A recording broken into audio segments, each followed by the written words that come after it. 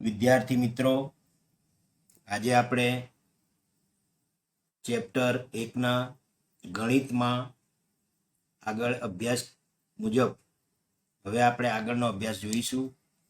હવે સ્વાધ્યાય 1.4 પાર્ટ 6 એનો દાખલો પહેલો, ક્રમિક વિપુલદર્શિતા પદ્ધતિની મદદથી સંખ્યા રેખા પર 3.765 દર્શાવો.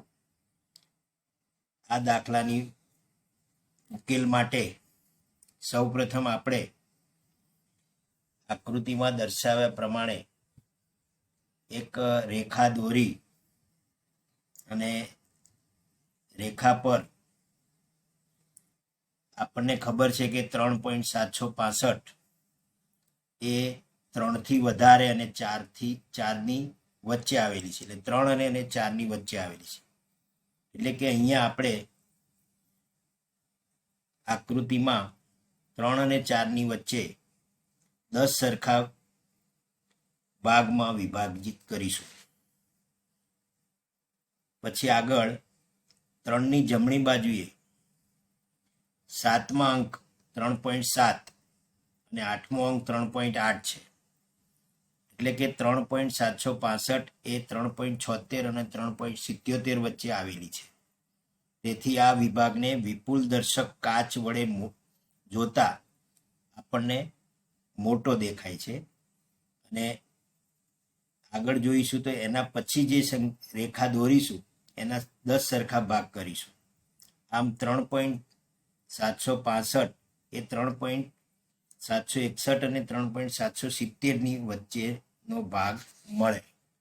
આ રીતે આપણે 3.765 દર્શાવી શકાય. હવે દાખલો 2, ક્રમિક વિપુલદર્શિતા પદ્ધતિની મદદથી સંખ્યા રેખા પર 4.26 એટલે કે અનંત ને 4 દશાંશ સ્થળ સુધી દર્શાવો.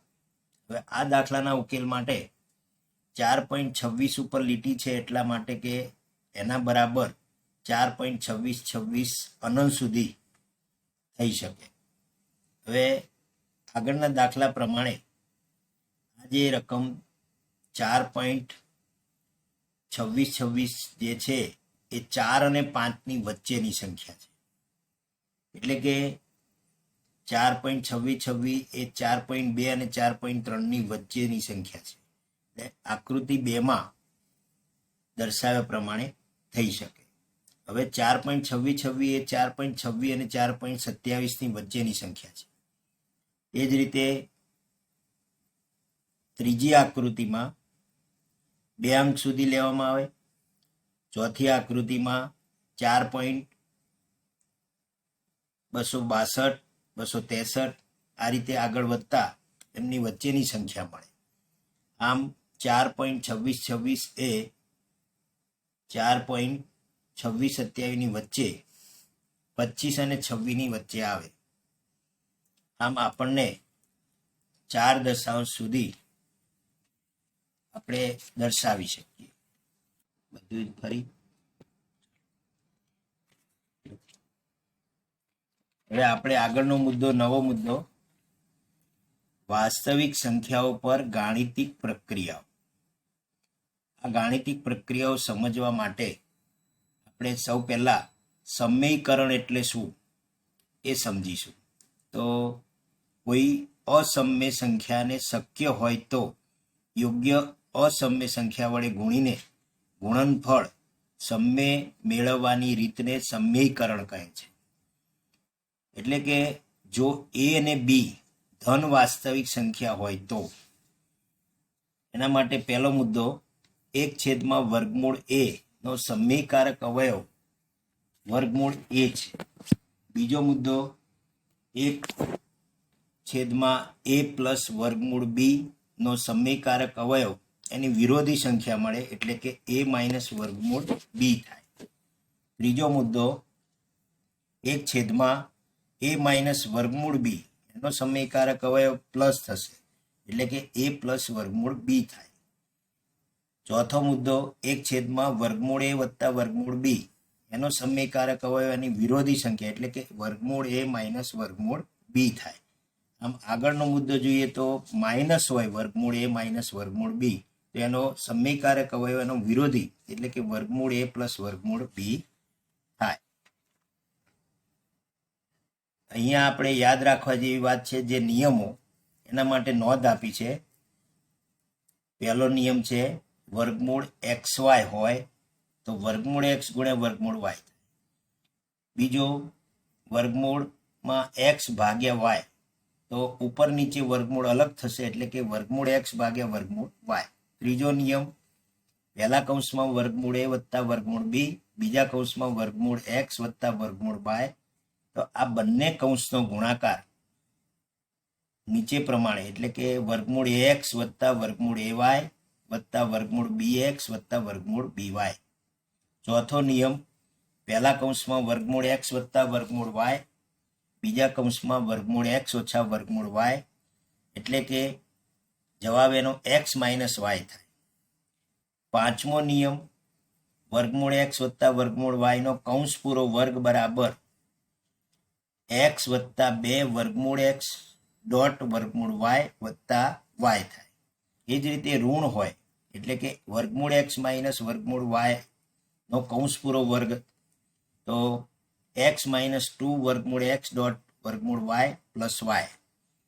સાતમો નિયમ વર્ગમૂળ a એનો વર્ગ એટલે કે વર્ગમૂળનો વર્ગ હોય તો એ પોતે મળે એટલે કે માનાંકમાં a થાય.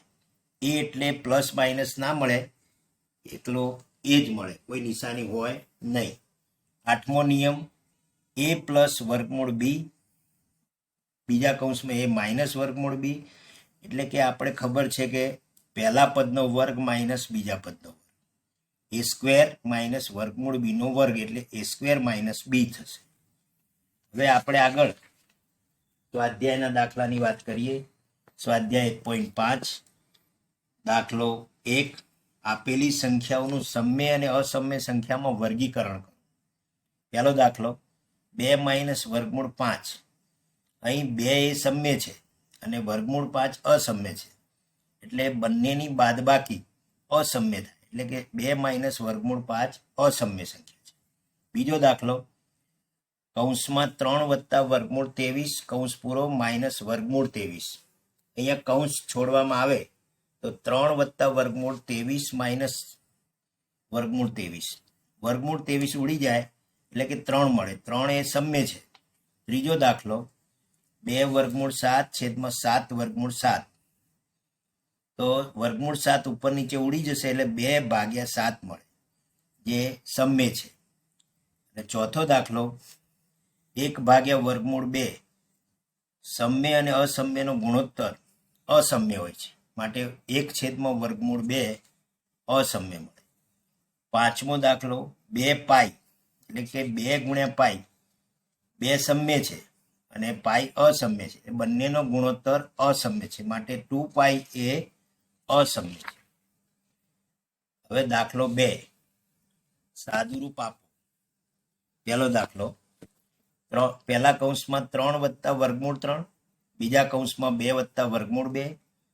અહીં કૌંસનો ગુણાકાર 2 પછી પહેલો કૌંસ વત્તા વર્ગમૂળ 2 કૌંસમાં પહેલો કૌંસ એટલે કે 2 ગુણ્યા 3 એટલે 6 વત્તા 2 ગુણ્યા વર્ગમૂળ 3 એટલે 2 વર્ગમૂળ 3 વત્તા 3 વર્ગમૂળ 2 વત્તા વર્ગમૂળ 2 ગુણ્યા વર્ગમૂળ 3 એટલે વર્ગમૂળ 6 થાય.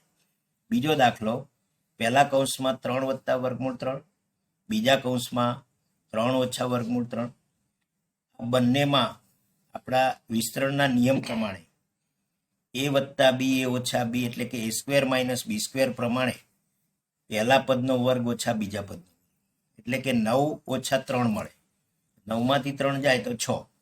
ત્રીજો દાખલો વર્ગમૂળ 5 વત્તા વર્ગમૂળ 2 નો કૌંસ પૂરો વર્ગ એટલે કે વિસ્તરણ પ્રમાણે વર્ગ પહેલા પદનો વર્ગ વત્તા 2 ગુણ્યા પહેલું પદ બીજું પદ વત્તા બીજા પદનો વર્ગ એટલે કે 3 નો વર્ગ 5 નો વર્ગ. અહીંયા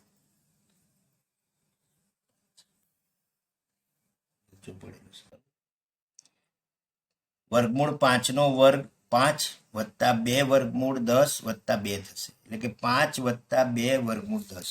ચોથો દાખલો, પહેલા કૌંસમાં વર્ગમૂળ 5 ઓછા વર્ગમૂળ 2, બીજા કૌંસમાં વર્ગમૂળ 5 વત્તા વર્ગમૂળ 2, એટલે કે a square minus b square પ્રમાણે 5 માઇનસ 2 એટલે કે 3 મળે. દાખલો 3, યાદ રાખો કે પાઈને એક વર્તુળનો પરિઘ c અને તેના વ્યાસ d ના ગુણોત્તર તરીકે દર્શાવવામાં આવે છે, એટલે કે પાઈ બરાબર c/d એ વિરોધાભાસ છે, કારણ કે પાઈ એ અસમ્ય સંખ્યા. આ વિરોધાભાસનો ઉકેલ કેવી રીતે લાવશો? આ દાખલાનો ઉકેલ માટે આપણે વર્તુળનો પરિઘ ભાગ્યા વર્તુળનો વ્યાસ, પરિઘનું સૂત્ર છે 2πr, વ્યાસ એટલે કે 2r ઉડી જાય તો પાઈ મળે, એટલે વર્તુળનો પરિઘ અને વર્તુળના વ્યાસનો ગુણોત્તર પાઈ મળે. પરિઘ અને વ્યાસનો ગુણોત્તર અસમ્ય છે, માટે c/d એ અસમ્ય છે, તેથી પાઈ પણ અસમ્ય છે. એમાં કોઈ શંકા નથી કે પાઈ એ અસમ્ય સંખ્યા છે.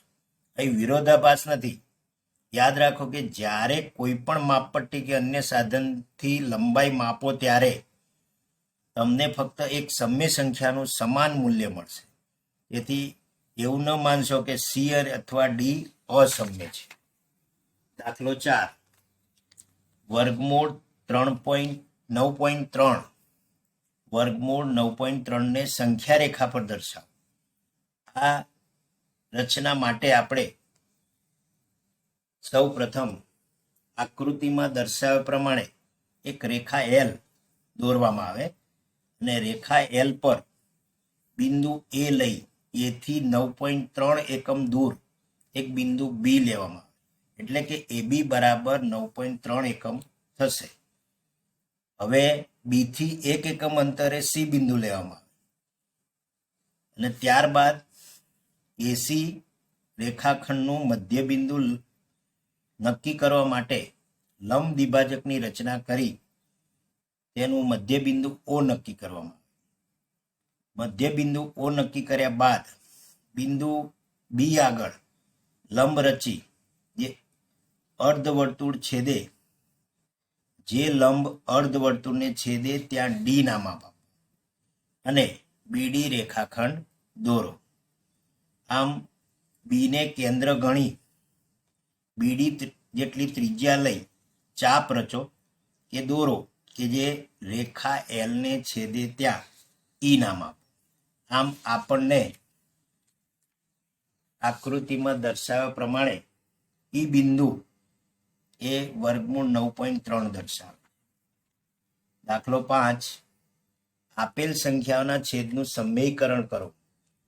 એમાં પહેલો 1/7 એટલે કે 1/7 ને વર્ગમૂળ 7 ભાગ્યા વર્ગમૂળ 7 વડે ગુણતા વર્ગમૂળ 7/7 મળે. બીજો દાખલો 1 વર્ગમૂળ 7 ઓછા વર્ગમૂળ 6, એનું સમયકરણ કરતા ધનથી વર્ગમૂળ 7 વત્તા વર્ગમૂળ 6 વડે ઉપર નીચે ગુણતા વર્ગમૂળ 7 વત્તા વર્ગમૂળ 6/7 ઓછા 6 એટલે કે 1 મળે. માટે આપણને જવાબ વર્ગમૂળ 7 વત્તા વર્ગમૂળ 6 મળે. ત્રીજો દાખલો 1/વર્ગમૂળ 5 વત્તા વર્ગમૂળ 2, સમીકરણ કરતા ઋણ સંખ્યા વડે ઉપર નીચે ગુણતા વર્ગમૂળ 5 ઓછા વર્ગમૂળ 2/5 ઓછા 2. આમ 1/વર્ગમૂળ 5 વત્તા વર્ગમૂળ 2 બરાબર વર્ગમૂળ 5 ઓછા વર્ગમૂળ 2/3 મળે. ચોથો દાખલો 1/વર્ગમૂળ 7 ઓછા 2 એટલે કે વર્ગમૂળ 7 ઓછા 2 ની વિરોધી વર્ગમૂળ 7 વત્તા 2 વડે ઉપર નીચે ગુણતા વર્ગમૂળ 7 વત્તા 2/7 ઓછા 4 મળે. માંથી 4 જાય એટલે કે 3, એટલે આપણને જવાબ વર્ગમૂળ 7 વત્તા 2 ભાગ્યા 3 મળશે. હવે આગળ એક નવા મુદ્દા તરફ જઈએ. વાસ્તવિક સંખ્યાઓ માટે ઘાતાંકના નિયમો. 8 નિયમો છે. એમાં પહેલો નિયમ એનો m ઘાત ગુણ્યા એનો n ઘાત, એટલે કે આધાર સરખા હોય તો ઘાતાંકનો સરવાળો થાય, એટલે a ઘાતમાં m પ્લસ n. બીજો નિયમ એનો m ઘાત છેદમાં એનો n ઘાત, એટલે કે એનો m માઇનસ n, જ્યાં m મોટી છે n, એમાં જો m નાની હોય તો એકના છેદમાં એનો n માઇનસ એમ થાય, અને જો m બરાબર n હોય તો 1 મળે. હવે ત્રીજો નિયમ એનો m ઘાત કૌંસ પૂરો n, એટલે કે m અને n નો ગુણાકાર થશે. ચોથો નિયમ a અને b નો કૌંસ પૂરો વર્ગ, તો ab નો કૌંસ પૂરો m ઘાત હોય તો a no m b no m. પાંચમું a ભાગ્યા b કૌંસ પૂરો m, તો a નો m છેદમાં b નો m. છઠ્ઠો a નો માઇનસ n, એટલે કે 1 છેદમાં b નો n ઘાત. અહીંયા n બિલોંગ્સ ટુ z આવે. સાતમો નિયમ એનો m અપોન n, એટલે કે એનું n મૂળ કૌંસ પૂરો m, આ તો એનો n મૂળ એમાં કૌંસમાં વર્ગમૂળમાં એનો m ઘાત. આઠમો નિયમ એનો n મૂળ ઘાત બરાબર એનો 1/n. હવે સ્વાધ્યાય 1.7 શરૂ કરીએ. 1.6 સ્વાધ્યાય 1.6 દાખલો પહેલો, કિંમત શોધો 64 નો 1/2 ઘાત. એટલે આપણે કૌંસની બહાર 1/2 છે, એટલે કે 64 એ 8 નો વર્ગ થાય, 2 ઉડી જાય એટલે 8 જવાબ મળે. બીજો દાખલો 32 નો 1/5 ઘાત. 32 એટલે કે 2 નો 5 ઘાત થાય, અને એના કૌંસ પૂરો 1/5, એટલે 5 ઉડી જાય એટલે કે જવાબ 2 મળે. ત્રીજો દાખલો 135 ના 125 નો ઘાત 1/3. ફરી કરી 125 નો 1/3 ઘાત એટલે 125 એ 5 નો 3 ઘાત છે, 3 ઉડી જાય 5 જવાબ મળે. હવે દાખલા 2 ની વાત કરીએ. કિંમત શોધો. પહેલો દાખલો 9 નો 3/2 ઘાત. 9 એટલે 3 નો વર્ગ, આમાં પણ 2 ઉડે એટલે કે 3 નો 3 ઘાત. 3 નો 3 ઘાત એટલે 27 મળે. બીજો દાખલો 32 નો 2/5 ઘાત. 32 એટલે 2 નો 5 ઘાત, 5 ઉડી જાય, 2 નો 2 ઘાત એટલે કે 4 મળે. 16 નો 3/4 ઘાત. 16 એટલે 2 નો 4 ઘાત, આમાં પણ 4 ઉડે, 2 નો 3 ઘાત એટલે કે 8 મળે. 125 નો -1/3 ઘાત. 125 એટલે 5 નો 3 ઘાત, આમાં પણ 3 ઉડે એટલે 5 નો -1, એટલે કે 1ના છેદમાં 5 લઈ જતા 1/5. દાખલો 3 સાદુરૂપ આપો. પહેલો દાખલો 2 નો 2/3 ઘાત ગુણ્યા 2 નો 1/5, તો આધાર સરખા ઘાતાંકનો સરવાળો 2/5 વત્તા 1/5. ચોકડી ગુણાકાર કરતા આપણને 10 વત્તા 3/15, એટલે કે 2 ના ઘાતમાં 13/15 મળે. બીજો દાખલો 3 નો 1/3 ઘાત કૌંસ પૂરો 7 ઘાત, તો 3 નો -3 ઘાત એનો 7, એટલે કે 3 નો 7 તરી 21, 3 નો -21 મળે. દાખલો ત્રીજો 11 નો 1/2 ઘાત છેદમાં 11 નો 1/4. આધાર સરખા ભાગાકારો એટલે બાદબાકી 1/2 તથા 1/4. 11 નો 2 ઓછા 1/4, એટલે કે 11 નો 1/4 ઘાત. અને છેલ્લો દાખલો જોઈએ કે 7 નો 1/2 ડોટ એટલે કે ગુણાકાર 8 નો 1/2 ઘાત, એટલે કે 7 ગુણ્યા 8 એનો કૌંસ પૂરો 1/2, એટલે કે 7 × 8 = 56, એટલે કે 56 નો 1/2 ઘાત જવાબ મળે.